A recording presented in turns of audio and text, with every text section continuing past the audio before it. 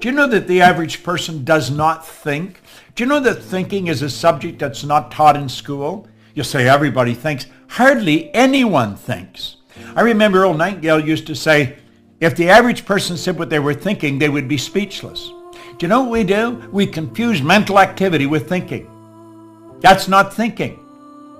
Listen to what most people are saying. They'd never say what they're saying if they were thinking.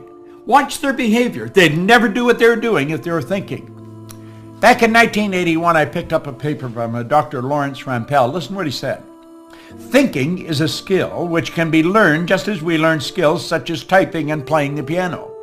Few public schools offer courses devoted expressly to teaching thinking. Rather, we are expected to learn and teach thinking as a byproduct of learning mathematics, reading, history, science, a trade, and so forth.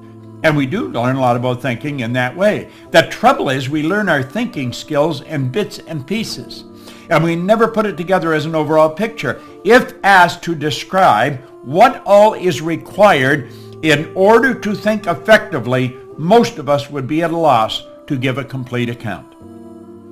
Thus, we are unable to assess our own thinking skills or systematically teach the skill of thinking to others. Well, it's with your conscious mind you think. This is also what we call the educated mind. And I'm going to come back to that because I'm going to show you just how far off track we get with that.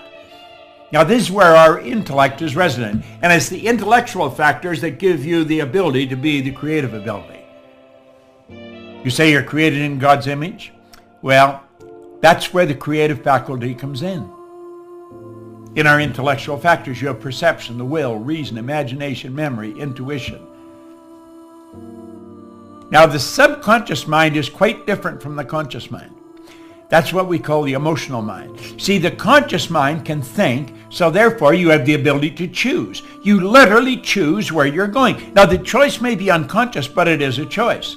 You have the ability here to accept or reject information. When we see something come on the news about the economy's taking a dive, say maybe for them or you, but not for me. You've got the ability to reject information. Somebody starts to tell you a bad story, reject it. Now think. You have the ability to accept or reject it in your conscious mind. You have the ability to originate ideas in your conscious mind. You can originate any idea you want. Now your subconscious mind has no ability to reject. It must accept. And here's something else. Whatever's placed in the subconscious mind is going to dictate your world. It really will.